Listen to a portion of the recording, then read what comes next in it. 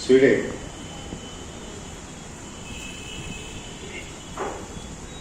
Hindi month, ఈ నెల Hindi month జరుపుకుంటున్నాం. సో అందుకోసం సాయంత్రం 2 నుంచి అంటే 2:40 నుంచి ఎస్ఏ రైటింగ్ కాంపిటీషన్ ఉంటుంది మనకి. ఇంకా టుడేస్ మోటివేషనల్ స్పీచ్. మోటివేషన్ అంటే నీలో నిగూఢంగా దాటున్న భావాలను బయటికి వ్యక్తపరచడం ఎలా, దానికి మాలాంటి వాళ్ళు చెప్పేటువంటి కొన్ని నీతి సూత్రాలు, కొన్ని మేము అనుభవించినటువంటి అనుభవాలను తెలియజేయటాన్ని మోటివేషనల్ స్పీచ్ అనే పేరుతో మనకి చెప్తూ ఉంటాం. రోజు ఒక టీచర్ వచ్చి ఇక్కడ వేరే టీచర్స్ వేరే దేశస్తులు కానీ వాళ్ళని గురించి వాళ్ళు ఎలా మోటివేట్ అయ్యారు అనే విషయాన్ని గురించి చెప్తూ ఉంటారు. ఇక్కడ విచిత్రం ఏంటంటే ఈ స్కూల్లో నేనే పెద్దవాడిని.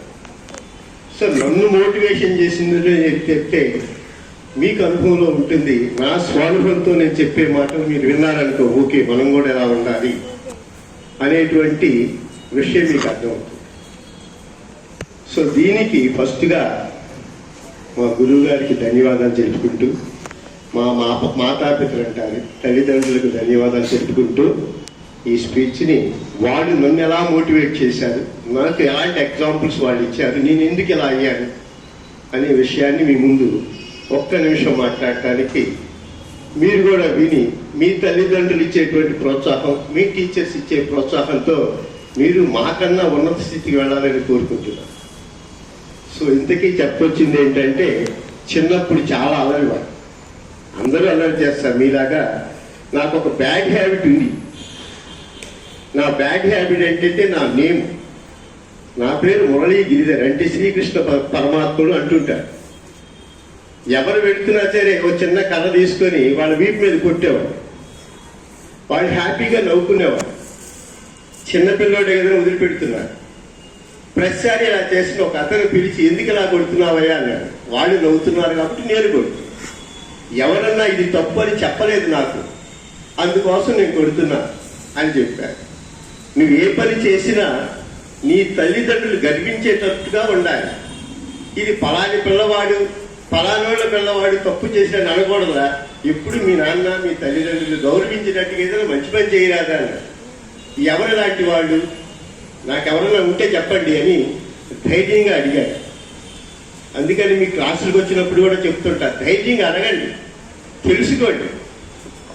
అప్పుడు అతను చెప్పినటువంటి చిన్న స్టోరీ, ఏమి చెప్పినా నీకు వినేతత్వం ఉండాలి, అంటే నీకు పేషెన్సీ ఉండాలి, ఓర్పు ఉండాలి, సహనం ఉండాలి. ఈ 2 ఉంటే 10 మందిలో నువ్వు తిరగకుండా 10 మందిలో ఒక్కడుగా నువ్వు వెళ్ళగలుగుతావు అనేటువంటి దానికోసం మాకిచ్చినటువంటి మా గురువు గారు ఇచ్చినటువంటి చిన్న స్టోరీని చెప్తున్నారు.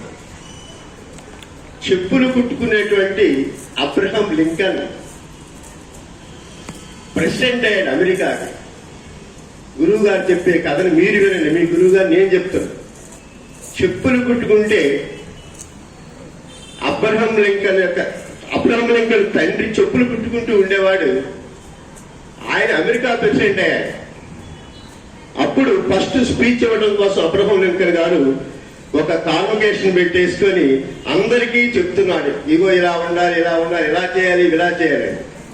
ఈ లోపల ఒక అతను, ఒక ల్యాండ్ లార్డ్ అంటే బాగా డబ్బులున్న అతను ఒక బూటు తీసుకొని దాన్ని ఆయనకి చూపిస్తున్నాడు. బాబు ఇదిగో నువ్వేంటో మీ నాన్న కుట్టిన చెప్పురా, ఇది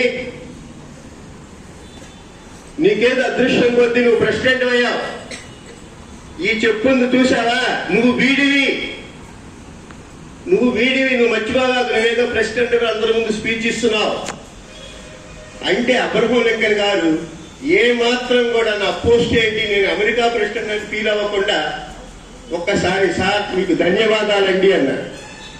సభ్యులంతా ఒక్కసారి చూస్తున్నారు ఏమైంది సార్, ఈ రోజున మీరు మా నాన్నగారిని గుర్తు చేశారు సార్, నాకు చాలా సంతోషంగా ఉంది. ఈ హడావిడిలో ఈ ప్రెసిడెంట్ గిరిలో తల్లిదండ్రులు మర్చిపోయినటువంటి నిర్భాగ్యుని నేను, నాకు మా నాన్న గుర్తు చేశారు. థ్యాంక్ యూ చెప్తున్నాను సార్. సార్, ఎన్నో సంవత్సరాల క్రితం మా నాన్నగారు మీకు చెప్పులు కుట్టారు. అవి ఇప్పుడు ఏమైనా లూజ్ అయితే లేకపోతే మీకు టైట్ అయితే మీ ఫ్యామిలీ వాళ్ళు ఎవరైనా మా నాన్న కుట్టిన చెప్పులతో ఫీల్ అవుతుంటే నన్ను పిలవండి సార్, నాకు కూడా చెప్పులు కుట్టడం నేర్పాడు మా నాన్న అనేటువంటి ప్రశాంత వదనంతో ఆయన మాట్లాడారు. ఇది ఎందుకు చెప్తున్నానంటే మనం ఎంతైనా వెదిగొండొచ్చు, తల్లిదండ్రులను గౌరవించడం ముఖ్యము. తల్లిదండ్రులు ఏం నేర్పారో తెలుసుకున్నాము. అందుకని నేను ఆ ఒక్క వర్డ్స్ ఎప్పుడు కూడా నేను నేర్చుకున్నా. మా తల్లిదండ్రులు మా గురువుల నుంచి నేర్చుకున్నా. ఎవరు ఏమి చెప్పినా సరే సహనం వహించు, శాంతిగా ఉండు. ఈ 2 మాటలు నన్ను ఇన్స్పైర్ చేసి నన్ను ఈ స్థితికి తీసుకొచ్చాయి. కాబట్టి మీరు కూడా మీ టీచర్ చెప్పినా, మీ పక్కన ఉన్నటువంటి పేరెంట్స్ చెప్పినా, తల్లిదండ్రులు చెప్పినా, ఏం చెప్పినా సరే వినండి, ఆచరించండి. మీ తల్లిదండ్రులు కన్నందుకు మీరు వాళ్ళని వీళ్ళు పలానా వాళ్ళ పిల్లలు అనిపించండి. అదే మనం తల్లిదండ్రులు కోరుకునేటువంటి కోరిక. ధన్యవాదాలు. Thank you.